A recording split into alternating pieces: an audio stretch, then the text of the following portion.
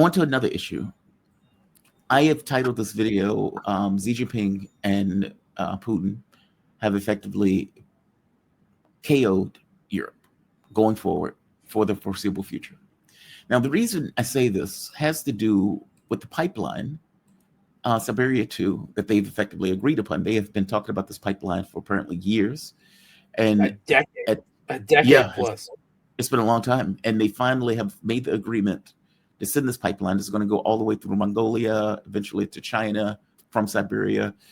The gas is, and in fact, it is going to effectively replace the energy that was going to Europe and is Yeah, now that's the sending it. important thing.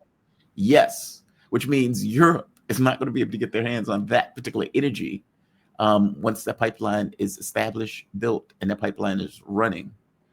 What does this mean for Europe? And I'm saying this in the context of a Europe where France seems to be potentially having to get an IMF loan. Britain may have to get an IMF loan. Germany auto industry is going in the toilet. France industry, I think Michelin has just closed up one of its stores that had been open for decades. These are not indications of success. And yet, no more soup for you going forward. Yeah.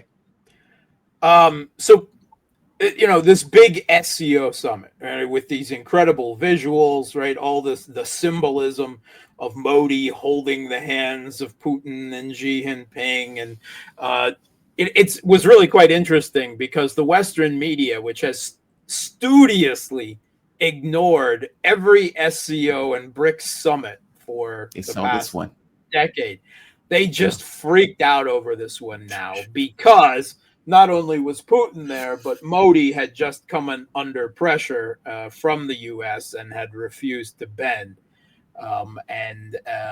Here was, what they continually call the leader of the biggest democracy in the world, standing with the great authoritarians as they tried to depict Russia and China against the U.S. And quite flagrantly. I mean, Modi was tweeting out a storm and grabbing Putin's hand and grabbing Xi Jinping's hand. And he was being very demonstrative. And there was even the German rag. Technically it's a popular newspaper in Germany, called it the Villainy Summit. The red carpet rolled out for Putin, the Villainy Summit, right? This childish Manichaean, we're the good guys, they're the bad guys narrative. But I guess Modi's suddenly the bad guy now because he sided against them. And I mean, that should tell you something. Increasingly, we're seeing these two geopolitical blocks. And there was, I would say, an accomplishment, a new SCO development bank, right, to parallel the BRICS new development bank was announced. And that's going to be important. I mean, banks, development bank, things like the IMF and the World Bank, parallel institutions to that. People often, place little importance. And I have to say, I'm guilty of that as well. When it comes to big geopolitics and international relations, but money does make the world go around to a very great deal, and so these things are important. But other than that, the single biggest concrete development to come out of all of this was not anything declared by the SCO, but a bilateral deal finally struck by Russia and China. And that is the Power of Siberia 2 pipeline. And it will run from the Yamal Peninsula in western Siberia, from gas fields that had been sourcing to Nord Stream 1 and 2. And now that energy will be going across Russia through Mongolia and into northeastern China. So it's a big deal. It is significant quantities of gas. And they're already talking that it will take a few years to construct this, but they're already talking that once this is done, they want to expand both the Power of Siberia 1, which already exists, coming from different gas fields in eastern Siberia. They want to expand both of them. And then there are potential discussions about turning China into a hub and then transiting that gas on to the Koreas, Southeast Asia, Really? even potentially India, right? Because otherwise, they got to go through the Himalayas, and I'm thinking that that's pretty Yeah. in terms Arduous. of industry. That's gonna be pretty difficult. So I mean, it's all out there, right? Russia is becoming the big gas supplier, not for Europe anymore, Asia. but for Eurasia. And that's huge, and it will tie the countries there closer together. I've always said, whether we're talking oil or gas, pipelines are geopolitics in solid form. They they are, the bones. They pump the blood of states through them, and they make it. I mean, not impossible for ruptures. We just saw, I mean, in order to break the relationship between Russia and Europe permanently, the U.S. blew up the Nord Stream pipelines to finally sever that completely. No option of going back. No easy option anyway. So that shows how important they are. Hmm. And for China, this means energy security for their continued growth into the future. That is not susceptible to attacks by U.S. or any allied or proxy state naval forces.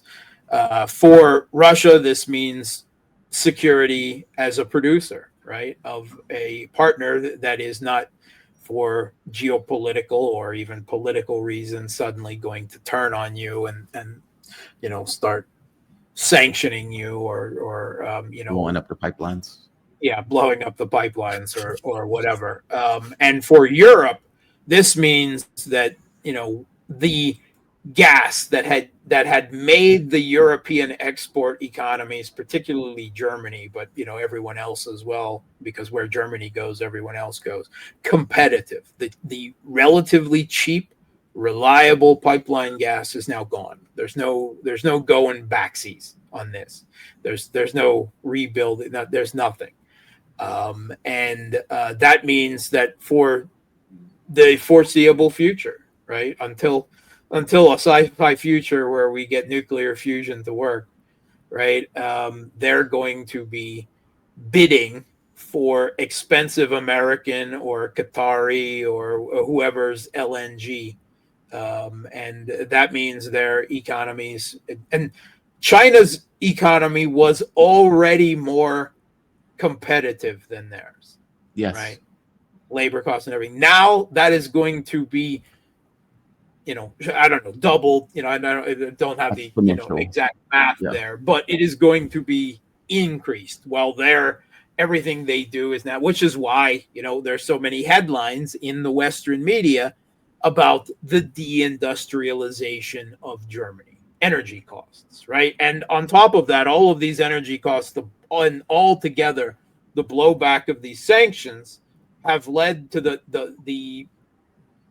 I don't think it's just a basket case. To describe European economies as a basket case does not begin to translate the severity of what's going on. It is a crisis, right, and a potential catastrophe. Not some outside critics, but the officials, right, in the finance ministries of the UK and the France this week revealed that their situation was so bad that they might have to consider IMF bailout loans to Hmm. just keep their governments afloat.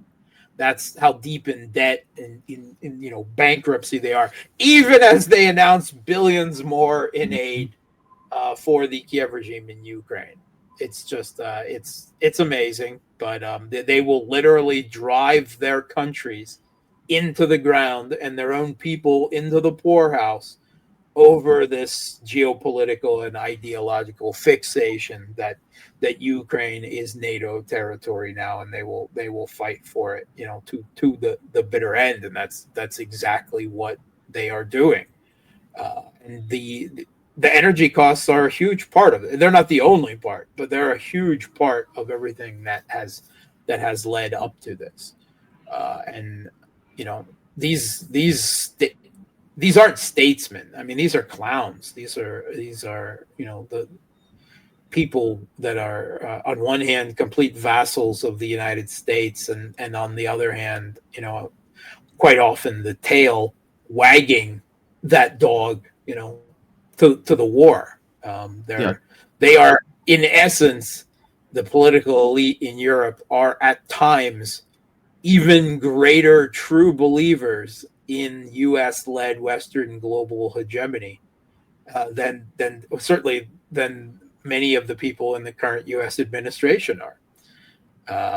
They're fanatics. Their sense of Western exceptionalism, their supremacist and messianic belief that their societies are structurally, societally, and above all, morally superior to every other country on earth, civilization, state, what have you. And therefore, they have not just the right, but the duty to rule the world. And you saw the visual parallels of this sad group of European clowns driving their countries into extinction on one side in many different ways, and the future of the multipolar world, the visuals on full display over the last week. And the Western newspapers recognized that for the first time. They pointed exactly that out in CNN and BBC and other sources. Now, obviously not using the exact same terminology I did, but in some cases, yes.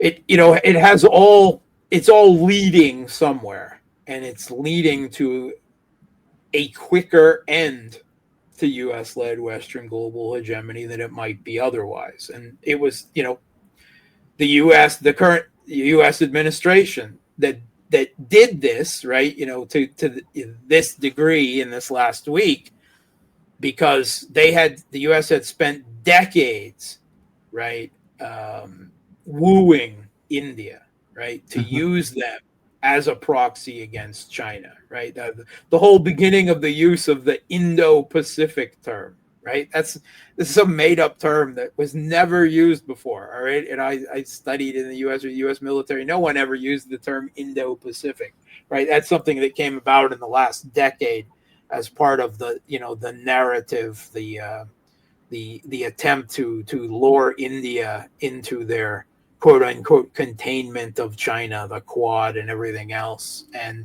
Trump blew it all in a few months. And of course, maybe it's early days to say this, maybe a next US administration will suddenly come back. Oh, we made mistakes. Let's go back out. Let's go on a date again. That sort of thing. That can happen, right? It's always best to be a bit cynical about geopolitical changes like this. But for this moment, it's quite stunning, and the implications of it, if it indeed continues down this path, are enormous. With India, the most populous country in the world, right there in the middle of Eurasia, on their side, then there was a chance. But with Russia and China and India and Iran and North Korea and all these other countries together, then there was a recognition that even in the Western media, that we don't stand a chance. Yeah, that was said. Yeah, it's just amazing. Like, you would think that self-preservation alone would have been like, okay, let's work with India. India is going to be in BRICS. That's our gateway to try to work. Yep. And try to put the kibosh on BRICS.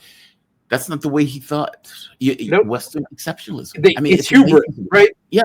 It was amazing.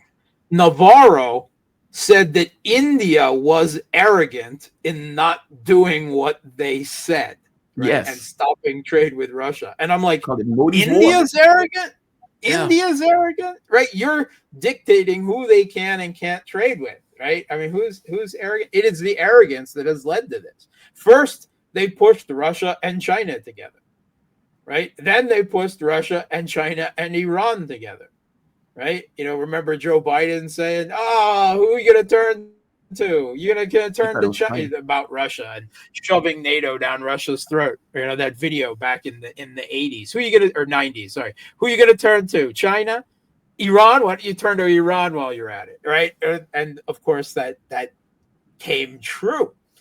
That is, an epithet of Joe Biden's, foreign policy life. I think that should be immortalized in video on his gravestone. But now India as well, right? And it's not just them. The host of other countries that were, even Erdogan slinking around the outsides of this there, despite being in NATO. Even pro-Western leader of Armenia, Pashinyan, was there, right? I Yeah. mean, there was a lot of lurking on the outside of seeing a new center of gravity of the world. It's long been forming, but there was, an acceptance of that this weekend, and it was India, in defiance of the U.S., that I think finally brought it home, joining, the rest of them there, so defiantly that was clear. And we have to remember that while the SCO is a Eurasian focused organization, right? Geopolitically, it is Eurasian focused. With BRICS, which is shall we say, a parallel multipolar institution.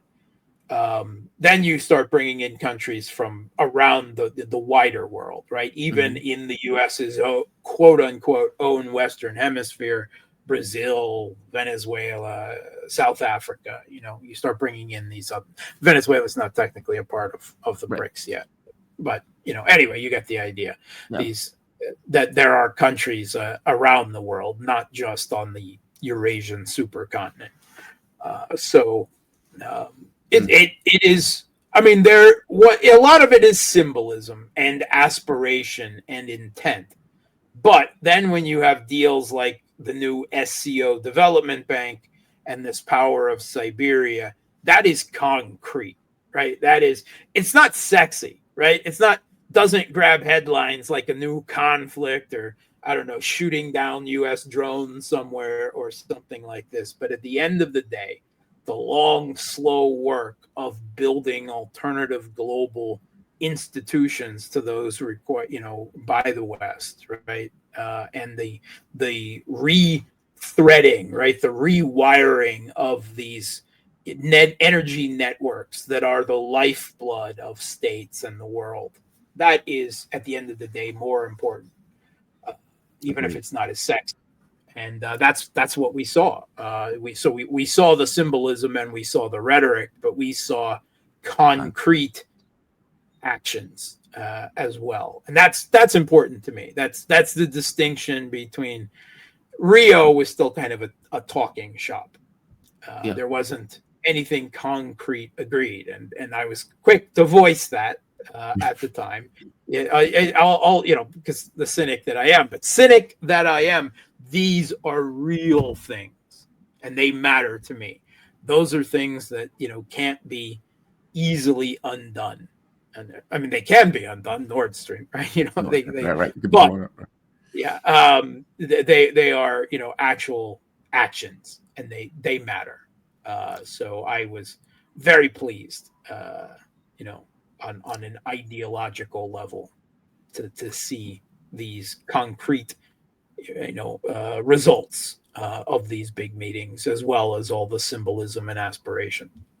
Yeah, agreed. Yeah, I thought it was a big deal too. Mark, my man, always appreciate you, man. Mark Sleboda, International Relations Security Analyst. You can follow Mark on Twitter at Mark Sleboda1. You can also find him on Boosty, Boosty. And you can put in Real Politics with Mark Sleboda, or I typically find him with just Mark Sleboda, and he will appear. Mark, you have my thanks, man. I always appreciate you joining me. Thank you for this. You be safe. Thanks for having me. Have a good one. All right. I